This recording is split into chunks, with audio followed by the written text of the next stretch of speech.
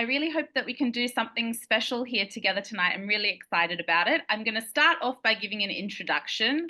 Then we're going to deep dive into 4 places, beginning with one that some people might know, and then the lesser definitely. The others 3 are going to be ones that are literally off the beaten track. We're going to go in a 4-wheel drive. There's a video to help us do that.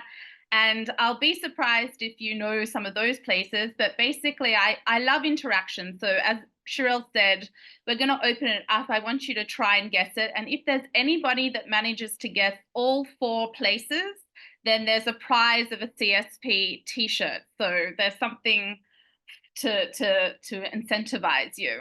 And of course, then there'll also be time for questions at the end. And I have additional places if time permits.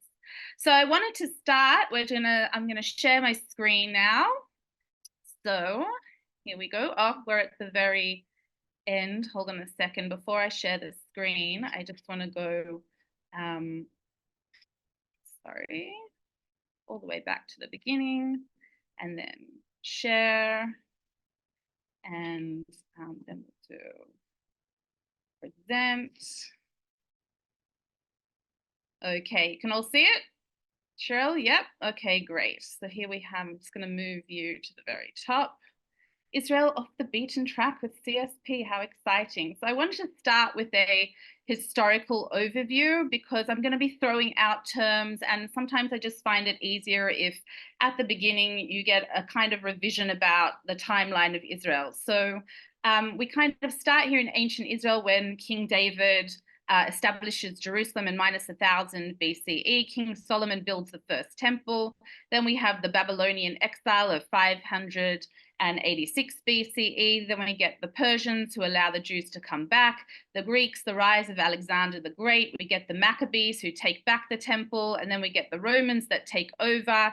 Jesus is born. And then we have the destruction of the temple in 70 AD.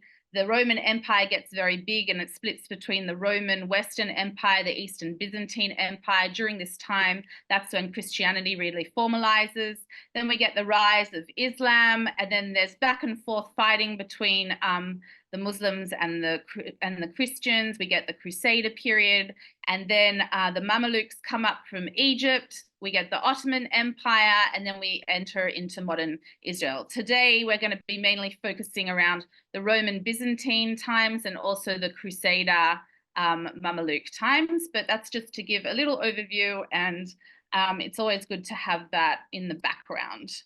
Okay, so when I sat down to start doing this presentation, I started coming up with sites in the Golan, and I kept on coming back to it. And I think it's because I miss it, because at the moment we can't really go there. And so actually all the sites today decided to concentrate around the Golan as a kind of ode to the fact that I'm missing being out there.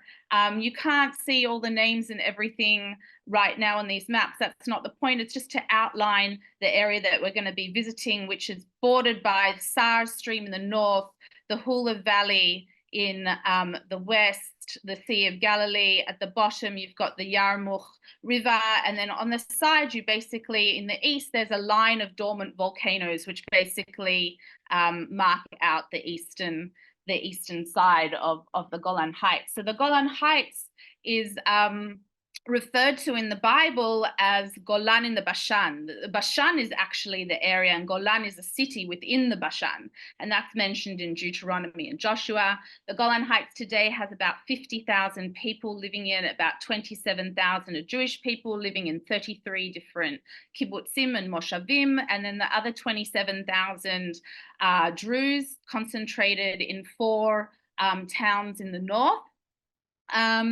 And it goes for about 66 miles along the coast, along the border here with Syria. And we've got a high point of Mount Ben Tal, which is 1,170 meters. So that's about 3,000 feet. And then, of course, the Hermon, which is over 3,000 meters. So that's over 9,000 feet. And Damascus is only 60 kilometers away. So the Golan Heights is actually formed when basically, if you have all of the Hermon acting as kind of like a wall, and then when you have a car comes and hits the wall, it then crumples up.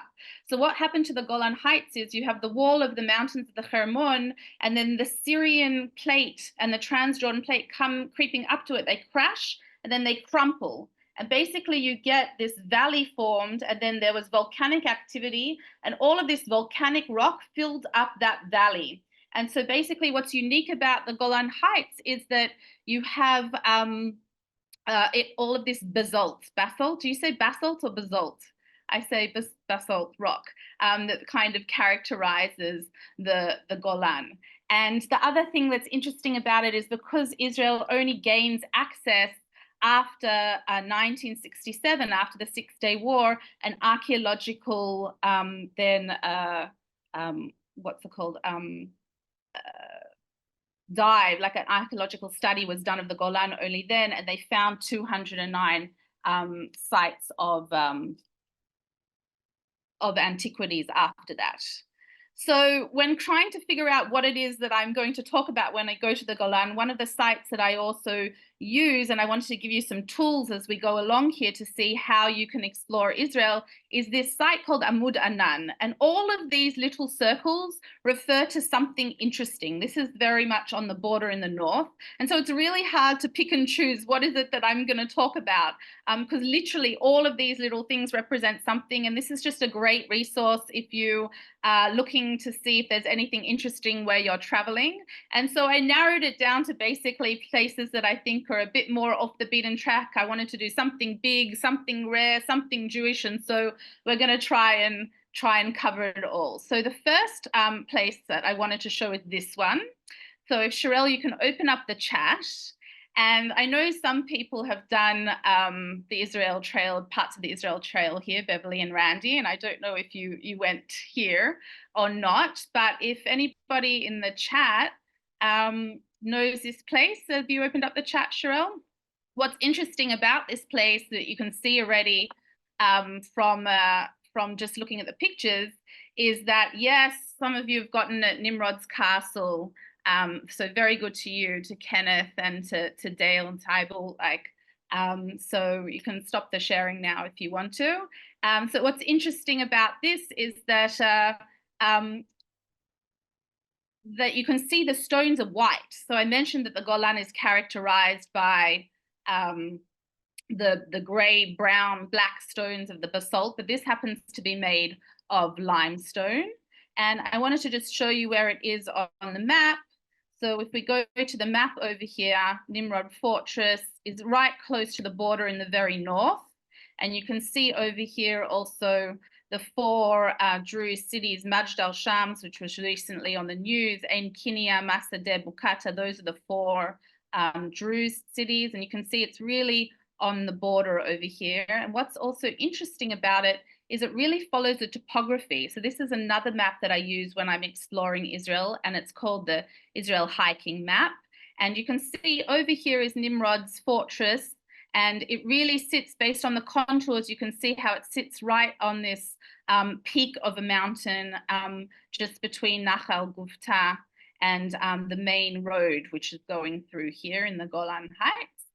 And so it's really cool because it follows the topography. And what I wanted to do now is actually just take you on a little tour using Google Earth to explore through it. So here we are on Google Earth. Can you all see that? Yeah. And what's cool with Google Earth is, first of all, you can see the whole layout of the place. So this over here is the entrance, and this is actually the peak where the keep is. And you can see how the whole thing was covered with a wall around it. And if we go and we drop ourselves at the entrance over here, then you can walk up through it, which is kind of cool. So the name Nimrod's Castle, Nimrod was a hunter in the Bible. And some people, there is a Druze legend that Allah put a mosquito in Nimrod's head and he went mad over here. Nimrod's fortress was actually not a Crusader castle. Most people mistakenly think it's a Crusader castle, but it's actually built in the Ayyubid period. So Saladin in 1187 takes over the country, and he is Ayyubid coming from Syria, and Syria is just across the way, 60 kilometers away. And what they want to do is they want to build a fortress that is protecting the path to Syria. So this part of the fortress was originally built in 1228 by the Ayyubid governor of the Banyas, which is the area just below us, and Al-Zizi al-Uthman, to prevent the Crusaders from advancing towards Damascus. And in 1230, it was expanded to its current size. And in 1260, the Ayyubids gave it to the Mongols, and then the Mamluks fought the Mongols and took it over.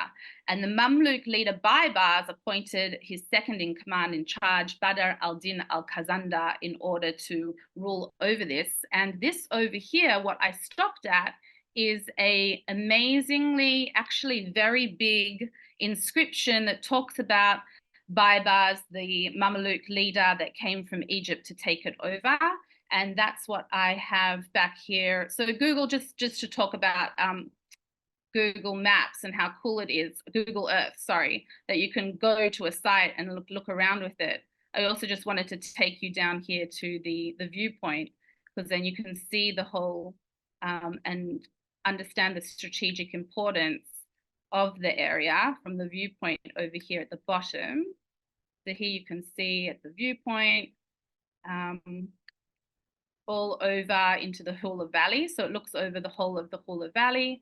And then if you turn around, then you see how the back of the mountain has the keep at the very back of it. And so it's all on a slope going up. So I love looking at things on Google Earth, but we'll go back to the presentation now and back to present. Yay. Opening up. Thank you for your patience. And this was the inscription that I mentioned of Baibars, which is very, very impressive, to the Mamluk era, 1291. And that signified basically the end of the Crusader period when Baibars comes along. And what's interesting about this castle is most people think it's Crusader, but it's actually Ayyubid and Mamluk, and it's actually the largest example of a medieval castle in the Middle East. A lot of people think that's Karak in Jordan, but that's Crusader. And if you look at the whole medieval period, then this is actually the largest, which is pretty cool. So next site, the other thing I just wanted to point out is these are the Roman roads, and basically the whole area up here is where it says Caesarea Philippi. That is the area next to where Nimrod's fortress is, and so basically it's on the road from Tyre going up to Damascus over here, so it was a very strategic place to sit. And so this is just a summary, an ID card, Nimrod's castle, the time period, and its importance being a defensive path to Syria. Okay, next. So if you can open up the chat, I'll be very interested to know if anybody knows what this place is. So,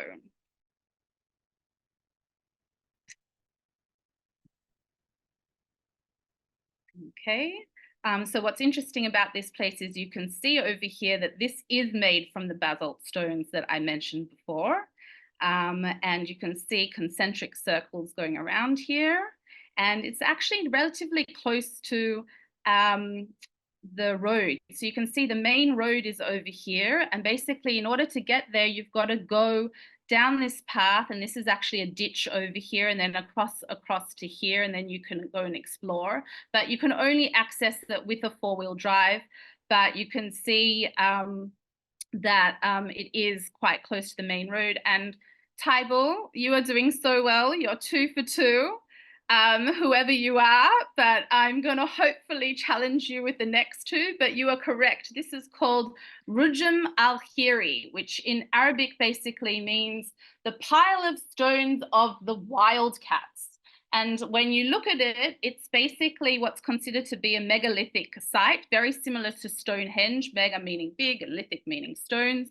And it's lots of piles of concentric stones in this mysterious megalithic structure. It comprises of 40,000 tons of volcanic basalt field stones arranged in 5 concentric circles, 3 to 8 feet high. And it was originally erected in the Bronze Age, which is 3,150 to 2,200 BCE. And here you can see where it is in the Golan. So it's now down in the middle of the Golan, kind of parallel with the top of the Kinneret over here.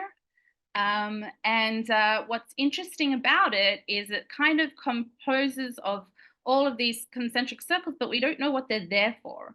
And the reason why we don't know what they're there for is because they literally found nothing else around. No settlements of people, no bits of pottery, no coins. The only thing that they found in the very middle was a few pieces of jewelry in what was a burial chamber that got added in later, only in the late Bronze Age, 1,550 BCE to 1,200 BCE. And this is kind of interesting when you're thinking about Stonehenge, if any of you have been to Stonehenge, because although the concentric circles here, they were built in the late Bronze Age, and Stonehenge had a settlement that was built in the Bronze Age. The big stones of Stonehenge were also only put up in the middle Bronze Age, whereas this was already set up with all the big circles in the late Bronze Age, which dates it even earliest to Stonehenge. So that's kind of cool. It's 501 feet in diameter, so going across, and 1,640 feet in its circumference. And as I said before, what's crazy and mysterious about it is that there's nothing else, no other findings around it. So we don't know what it was used for. Is this some sort of cultic site? Is it some sort of ancient calendar? Is it a place where people lived? Are these houses in between here? We've got no idea because nothing else was really found there.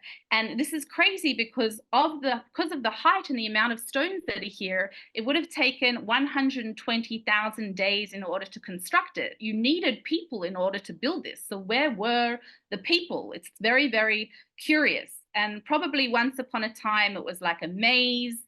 And the grave, as I said, was added later. And what's curious about the grave is it's not actually in the middle. And so was it originally intended as a burial site? Because the grave only gets added later on. And in the grave, that's where they found a few of the pieces of jewelry, but that wasn't the original purpose of the site. It wasn't to be a burial site at the very beginning when they built it. So who actually was buried there and why are they there? It's some sort of stately grave, I guess. What's interesting is also the grave is facing towards the northeast.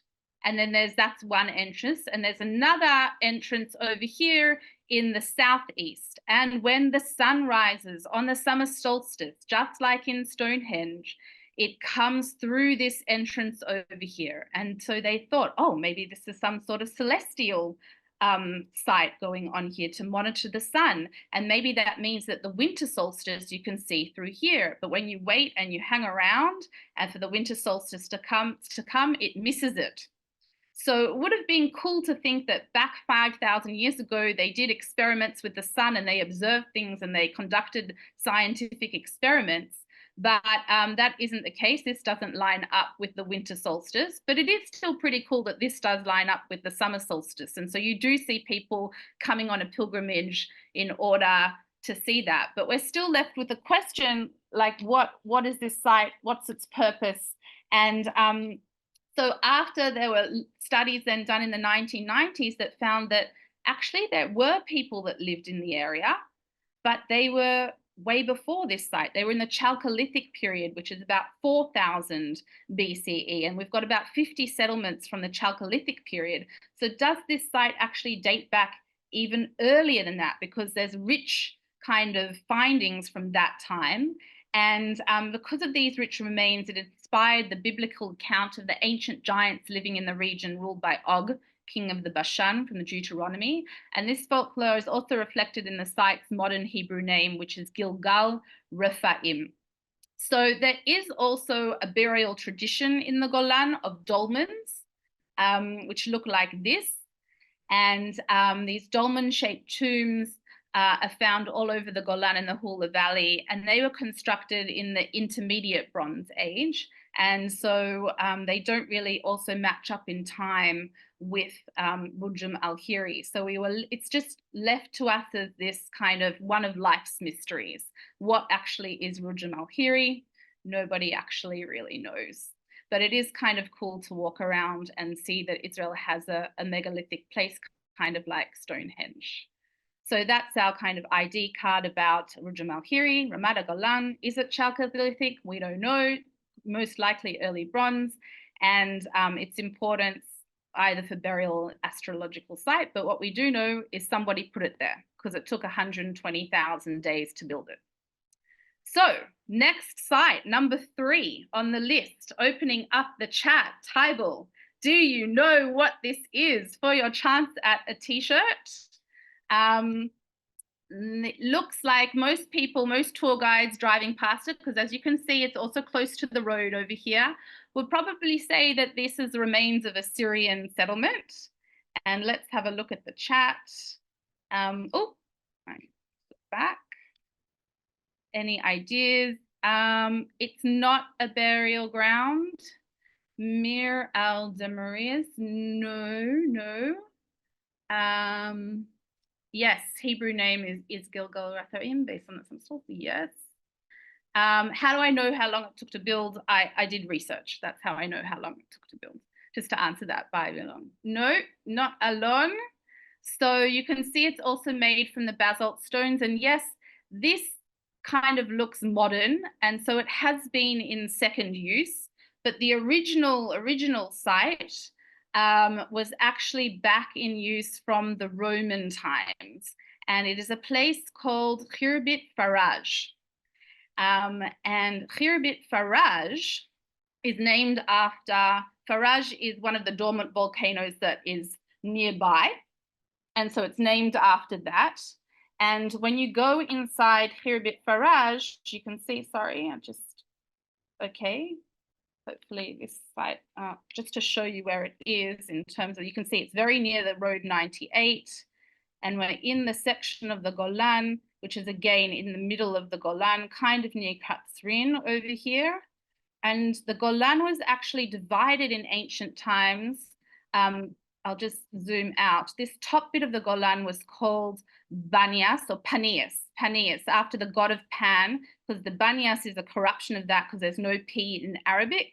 And so this area was called Panias after the god of Pan. It was pagan. The middle area over here was called Golanitis, and that was Jewish. And then the bottom area over here was called Hippos, after a town over here that was one of the cities of the Decapolis. So we're in the area that is quite Jewish of the Golan, going into, in English, it's called Khirbit Berg, but it's not written about that as Khirbit Berg anywhere in Hebrew. It's only referred to as Khirbit Faraj. I only found one article, academic article about it in Hebrew, and there is nothing I found on the internet about it in English.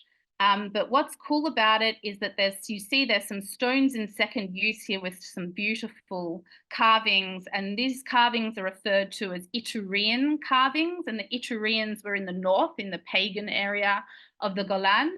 And if you go even further into the buildings, you can see what's unique about these buildings is that the roofs are made of stone. So usually roofs are made of wood. But building using the roofs made of stone, that is typical of buildings that you find in an area of southern Syria called Huron. And the other interesting carvings that you can find inside here, I don't know if you can make this out, that this is actually a menorah. And from the one piece of research that I found, here it is drawn a bit more clearly for you, the menorahs that were found. And this is actually extremely, extremely rare. And this is just sitting at the side of the road, not protected, but there's only 2 other places in Israel where there are menorahs found in situ. One is in Beit Sharim, which is a burial area near Tzipori, where Rabbi Yehuda Hanassi is buried. And the other one is in a town called Susia, which is in the southern part of the Judean hills near Hebron. So it's really rare to find a menorah in situ. And what does that indicate to us? Of course, it indicates to us that this was a Jewish settlement. And so it's actually really special because there are 3 menorah that are found here. But what's at the bottom over here? There's also crosses that were found. So what does this say about the people that were living here? Was it Jewish Christians, as in Jews for Jesus, that were kind of in transition? Was it Jews, exclusively Jews and exclusively Christians that are kind of living in a mixed society? And when you go back to the map over here, this is the 27 over here are 27 synagogues that were found in the Golan, and you can see how they're concentrated in that middle area over here. The Khirbet Berg or Khirbet Faraj is actually kind of over here, and they haven't marked it as having a synagogue because they never necessarily found a synagogue per se, because they never found an inscription which said it was a synagogue. And you can see over here how it's also kind of in the middle, and those are the 3 sections that I was talking about. But what it is interesting is that it does hit straight on one of these Roman roads. So, which makes you think, why were the Romans building these roads? Was it for military purposes? Was it just for transport and trade, or was it to also monitor the societies? Because what they've done is they've built this road straight through the very, very Jewish area of the Golan, which is kind of interesting. So, Khirbet Faraj or Khorvat Faraj or Khirbet Berg in English, those ruins are basically date back from the Hasmonean to the Byzantine period. So from around about minus 133 BCE till the 3rd, 4th century. And then because it's on such a strategic route, it was reused during the Mamluk period as part of their postal route. And maybe the fact that there are Christian and Jewish symbols that have been found here together, and the whole site covers 40 dunams, so it is actually very large with lots of ruins. Maybe it says something about the type of people that are living there, but it's extremely rare to find a menorah in situ. And it's kind of cool that not many people know about the fact that there are these 3 menorahs that are just in the middle of nowhere standing there, and it gives testament to the fact that there were Jewish people living in the Golan in different periods of time. Okay, next challenge, the last challenge. So you can open up the chat. So piles of stones become very exciting when you tour around the country, because you never know what you're going to find.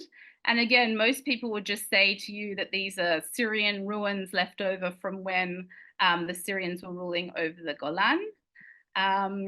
So any guesses? If you look very, very, very, very closely, good guess, but it's not a Oman Tower. This is another khurvat. So in Hebrew, khurvat means basically destroyed. You talk about khurvat Beit HaMikdash, the destruction of the Second Temple. So this is another khurva, another destroyed place. And there is a video about it that I wanted us to explore, because when I went there and took this picture, you can see there was a blue sky. So it was summer and I was really scared of snakes. So I didn't want to go in by myself. And I found actually a video online, which is kind of cool to go off the beaten track and to explore it. So we're going to use the video in order to show us a little bit more of the site. And we're not going to watch all of it. We're just going to go from back here. You can see just how, and I'll turn this down off because it's a bit delayed. Oh, not the... so you can see basically the other thing about this place is you can't just go here by yourself, because it's in what's called a shetach esh, in a military firing range. And so you need to get special permission. You can see here that the roofs are also completely made of stone. So that typical Huron style, and it's got the arches as well. And there, I don't know if you can make it out, but it's actually a cross. That's a renovated part, that top bit, but there's another cross, and that was the picture you saw. Here you can see more crosses on the lintels. So we're getting the idea that the place is probably Christian.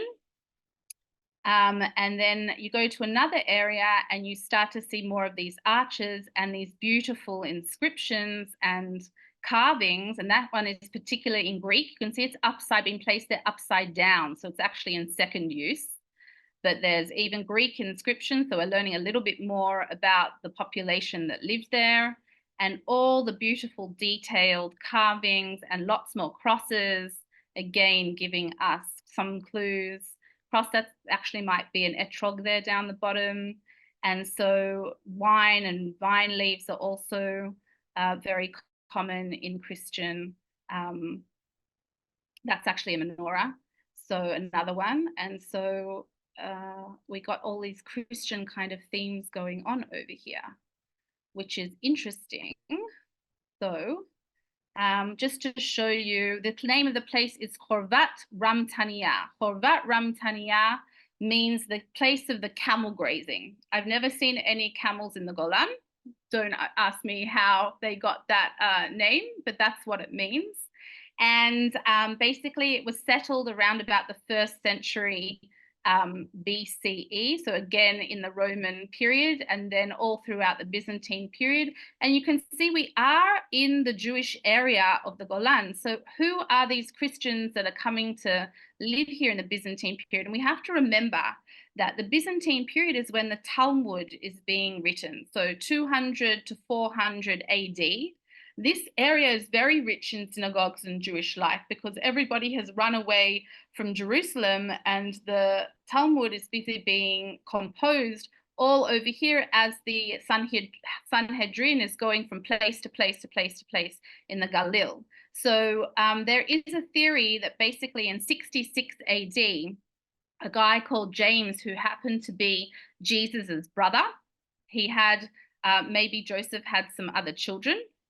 He died, and he was kind of the central figure of Christianity. And so they were pushed out. The Christians that were in Jerusalem were pushed out, and they ran away because they were scared of the Romans. And maybe they also came up to this area, and then they mixed in with the local populations. So that inscription that we saw, the Greek inscription, mentions a person called Flavius Naaman, and it's from 377 AD, so right smack bang in the middle of the Byzantine period. So this was also excavated by the same people that excavated Gilbert Farage, Shimon Gibson, and Claudine Dauphin. And as I said, the only one piece of research that I found was in Hebrew from 1993. And I think this is kind of indicative of the fact that a lot of people are mainly interested in biblical archaeology and going way back to the time of David and Solomon, trying to figure things out in the Jerusalem. There's also a big concentration in Jerusalem, and the Roman Byzantine period doesn't really get as much attention. And so there was also over 209 antiquity sites in the Golan, and so there's lots of these, and as I mentioned, 27 synagogues. There's lots of these sites that have just been left. And what happened is, in the time when Syria was ruling Circassians, so Circassians came from the Caucasus, they often took the stones from here in order to rebuild living places. And so all of these sites are just kind of in disarray, which is kind of a shame because they are very special if you do go off the beaten track and you look around at them. So those are the 4 sites that I kind of wanted to do in detail. But I have some extra sites that I thought I couldn't go to the Golan and not mention them. So this lake over here, you can open up the chat, Sherelle. Does anybody know what this lake is? This is Majd el Shams over here on the side of the mountain, just in case anybody is interested. And these mountains over here, that's already Lebanon. And this is the bottom of the Hermon in the summer. And so here, I thought I saw the chat, and if anybody knows what that lake is. So the lake is called Birkat Ram. So Birkat Ram, that lake might be what's called a caldera. A caldera is basically the top of a volcano or a magma chamber, more likely, that has erupted and then been filled up with water. But there are some other theories that it is not a caldera. And what happened was that there was magma flowing from the north that kind of just stopped over here, magma flowing from the east that stopped here, magma flowing from the south, magma flowing from the west, and it all just kind of stopped here and formed then a circle that got filled up. Who knows? Birkat Ram is actually mentioned in the Talmud in Sanhedrin, and it is referred to as one of the places that opened up during the flood of Noah and did not close up again after the flood. So that could also be the source of Birkat Ram and not necessarily the geographical explanations. But there is a local Druze legend that this is actually the eye of a woman, and her husband is the Mount Hermon in the Druze tradition is referred to as Jabal Sheikh. Jabal is a mountain, and Sheikh meaning an old man, like a sheikh. And that when it snows on the Hermon, basically the snow looks like his beard. That's what they say it is. And so this Birkat Ram is in their tradition the eye of his wife who is crying, filled up with tears. So it's actually really cool. You can do water, like kind of all these water sports on the lake, and it's kind of fun to go there. And it's a random thing that not a lot of people know about. So over here, I love going to the Golan to all the springs because the springs are particularly cold because they're all the melted snow. So this spring is called Deir Aziz. Oh, and yeah, Deir Aziz. And Deir Aziz happens to be one of those 27 synagogues. So you go swim in the lake, and then you get to see behind you is this synagogue, which is kind of cool, where they found a cache of gold coins. And so again, just all of these cool ruins, you're just popping by for a swim, and then what do you know, here's an ancient synagogue right next to you. And that's what I kind of love about walking around the Golan. And this place, does anybody know what this place is? Any guesses? I can open it up. So what's interesting over here about this place is that the way that the, no, that spring isn't a mikveh. No, it's not Gamla, but very good guess. What's interesting about this particular site is the way that the columns have fell over here, because as I was mentioning before, like if you can imagine when you're on a plane and the plane is about to take off, your body goes backwards because of inertia. So what happens is as the plate is moving north in order to hit, okay, the Hermon Mountains, the columns fell backwards. And basically from the way that they fell, you can tell the direction that the plate is moving. And so that's what's very cool and unique about this site. And Tybal, I think you might deserve a t-shirt for guessing this one. And yes, it is Susita. Very, very good. And if you happen to follow all the posts that I put on Facebook, then you may have recognized this picture that I put up of Susita. So Susita is one of the 10 cities of the Decapolis in the Roman period, Jerash being another famous one in Jordan, Gadara also being one that is in Israel. So in Israel, there's 3, Gadara, Susita, and Beit Shan.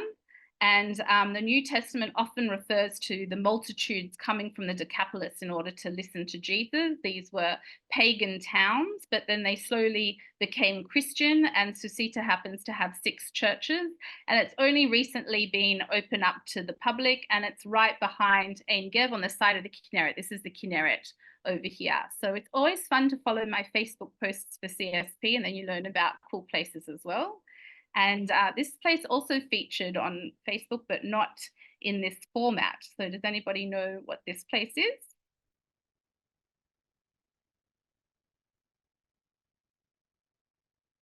What's interesting about it is you can see that there's 2 arches here and then a spring that is still flowing here today. Oh, okay, he says that one's easy. No, it's not the Banyas, and it's not Hamat Gader, but it is a place called al-Kanatir, the mother of the arches, which in Hebrew is referred to as Ein Kshatot, the Spring of the Arches, and this was a photo that I'd put on Facebook of the synagogue there. And also it's a testament, the synagogue dating to the 6th century AD, which is Byzantine. It was a huge Jewish settlement, and you've got these beautiful engravings on the bima over here. And this was also a testament to the volcanic activity, the earthquake activity of the area. Basically, what's unique about this site was the synagogue was all completely collapsed with all the stones. They scanned each stone, numbered it, put it into a computer. The computer rebuilt it like Humpty Dumpty. And then they took a crane and they programmed the computer, and then they literally put it together again. And the main archaeologist of this place was a guy called Yeshua Dre. It was also an interesting character because he used to be a person who stole antiquities, and he got so good that it's very much like a Catch Me If You Can Leonardo DiCaprio situation, that after they caught him, they got him to work for the Israeli Antiquities Authority, and he was the main person that did the archaeological, oh no, it's gone the other way, digs over here. And then this one, somebody mentioned it before in the chat, this is Hamat Gader. So the springs of Hamat Gader are mentioned in the Talmud as well, that can you walk from Tiberias to Hamat Gader on a Shabbat, because the waters of Hamat Gader over here are healing. So they are filled with sulfur and they are hot from the earth. And people still come today, not to bathe in this particular section, but there's a whole pool of the sulfury pools that you can swim in that's properly set out. But in order to see this, you have to climb a fence. So that's why some people might know it from the pictures, but it is actually off the beaten track in order to access it. And when I walked around here, I thought, like, of course, these are Roman baths. I thought how impressive it is. And you can see that it's actually much larger, because in Roman baths, there's always an entranceway and a change room and a cold room and a hot room. And then when I went to actual bath in England and I saw what they had done, I was like, oh, this isn't really impressive, because we've got much bigger baths here in Israel. But this place is, as I said, inaccessible. You have to jump a fence in order to get to it. So we have all these treasures that are just kind of thrown around, but nobody has actually got the money basically in order to excavate them properly and then put them on display. Anybody know what this is? This a lot of people go to visit when they go on a 4-wheel drive tour around Merom Golan. So has anybody been here? And it looks kind of a bit like a communist building. It's got lots of concrete. And this place is known as the Syrian headquarters of Quneitra.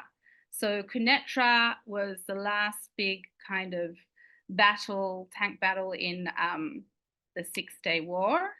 And the Syrian headquarters, because this was the commanding building, was set a little bit away from the town. So old Quneitra is actually over the border, and the Syrian headquarters is still on the Israeli side. And this is an important place because this is where Eli Cohen, the spy, used to come in order to get his permit in order to go and explore the Golan Heights. And so this is part of a trail called the Eli Cohen Trail that goes through the Golan and goes to all of these important places that Eli Cohen, the spy, used to visit when he came to explore the Syrian Golan Heights. And it's basically an abandoned building now. It's got lots of graffiti in it. And you can get to it because it's just on the side of the road. You don't need a 4-wheel drive. This is my last gem for you to try and guess. Any guesses? So what you have here is St. George killing the dragon. Anybody got any ideas where this place is? So we did a lot of kind of archaeology. So I wanted to focus on one actual town. And so this town is called Gajar. 1 second, over here.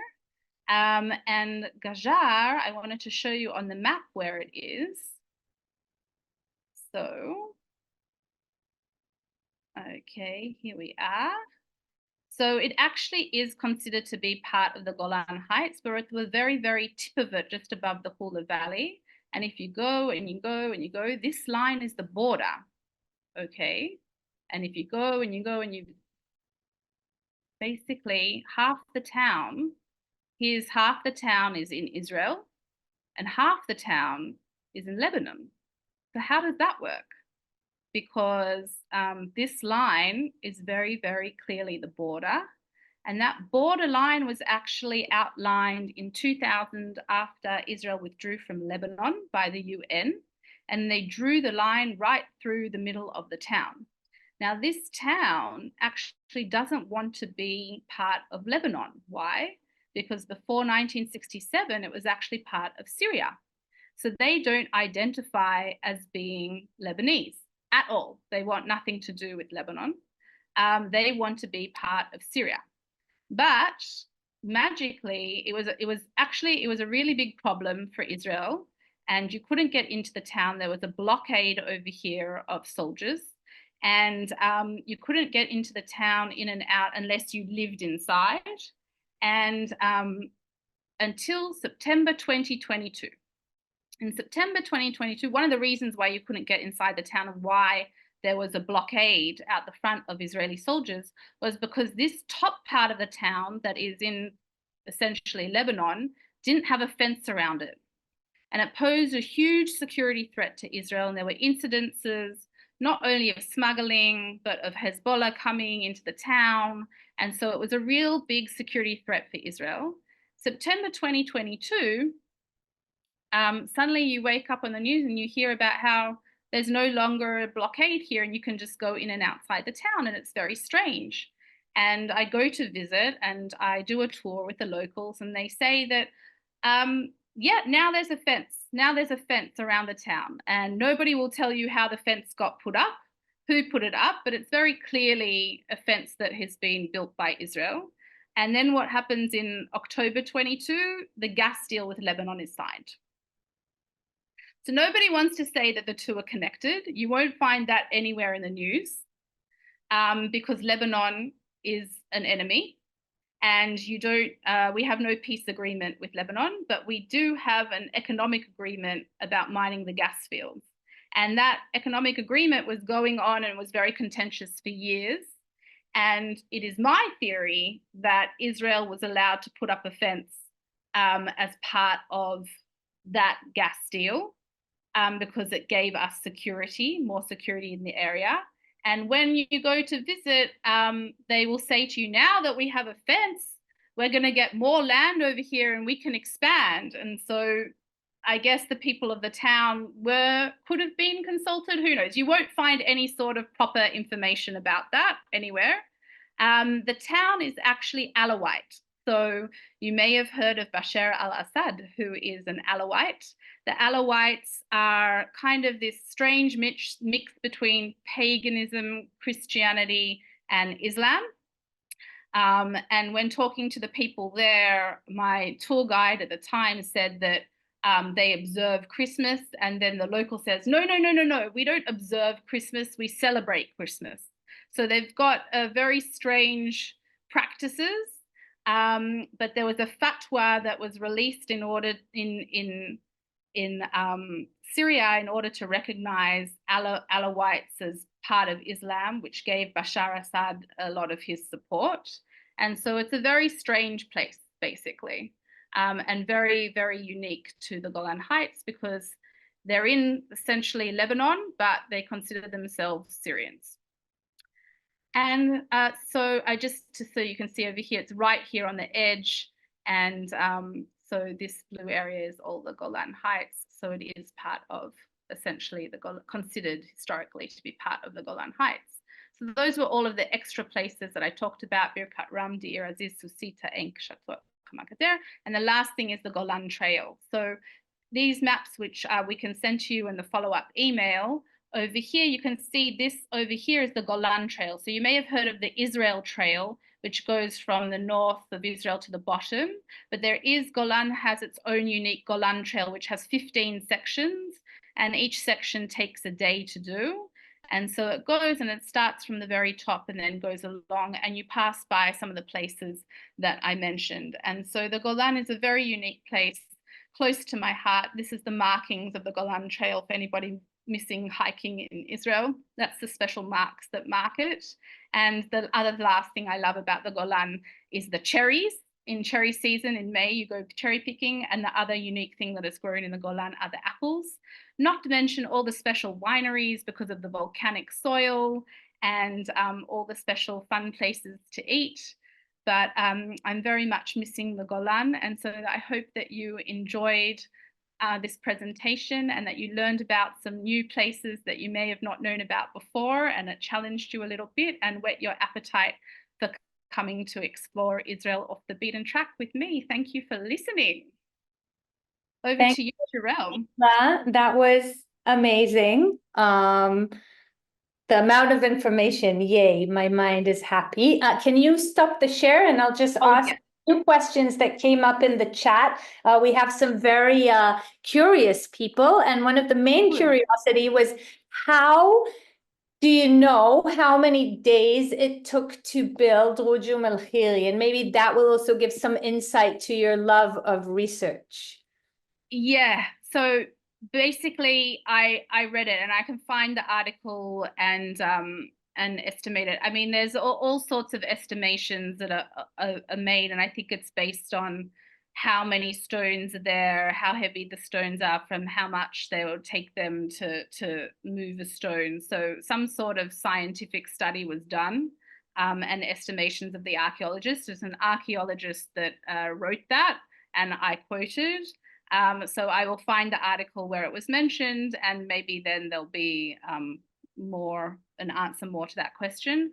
But I read a lot. So basically, it was really funny. When I was doing the tour guide course, my tour guide teacher, he said, and he put up a picture of a mosaic, and he said, if anybody knows where this is, then they don't have to do the rest of the course. And I put up my hand and I was like, oh, that's that place. And he was just like stunned. He was like, how do you know that? Because I'm the type of person that buys in a garage sale 100 back copies of Biblical Archaeology Review and actually sits and reads them.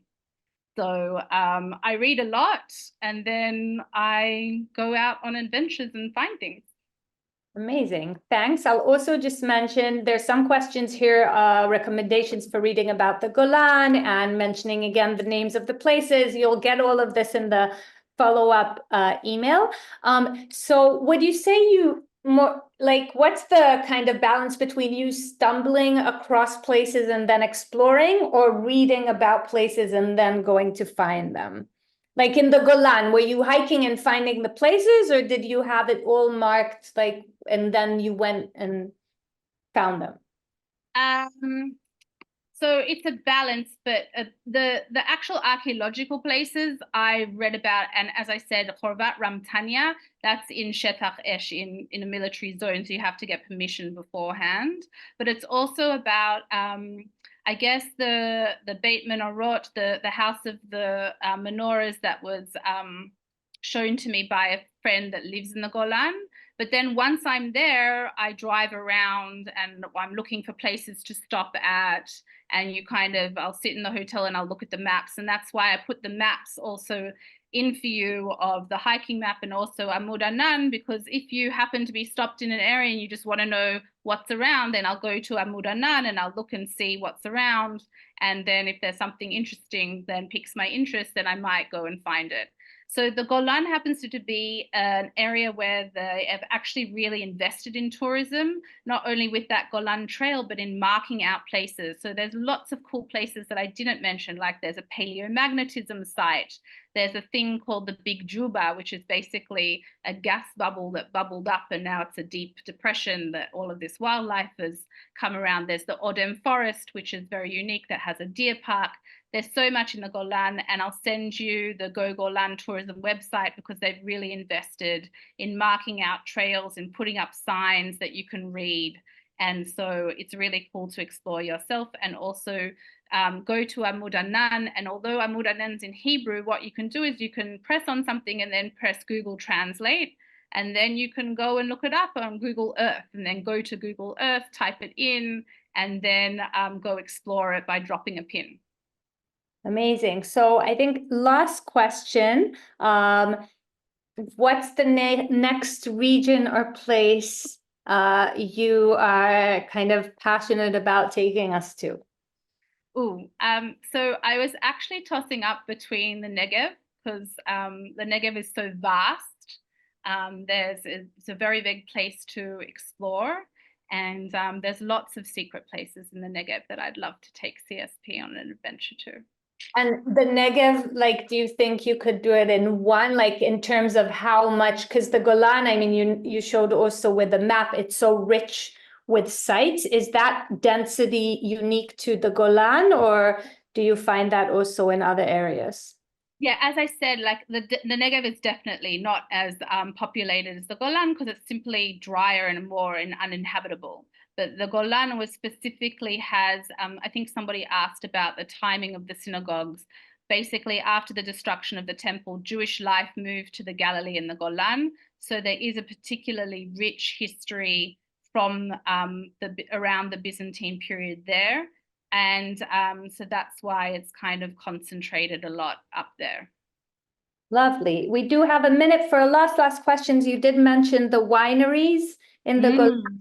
Do you know how many they are, and why are they so special up there?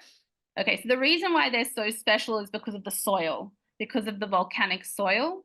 And there's over 250 boutique wineries in Israel. In the Golan, I know of probably about 20. Just off to the top of my head, Chateau Golan, Tel Chiffon, Odem Mountain, the very famous Golan Heights Winery, Terra Nova. You've got everything from somebody doing a winery in their back garden to like the whole big industry of Ramat HaGolan Winery. So you can spend easily a day winery hopping from place to place to place. And it's definitely, I mean, Israel itself is divided up into different wine regions, and that's based on basically the soil and the amount of rain.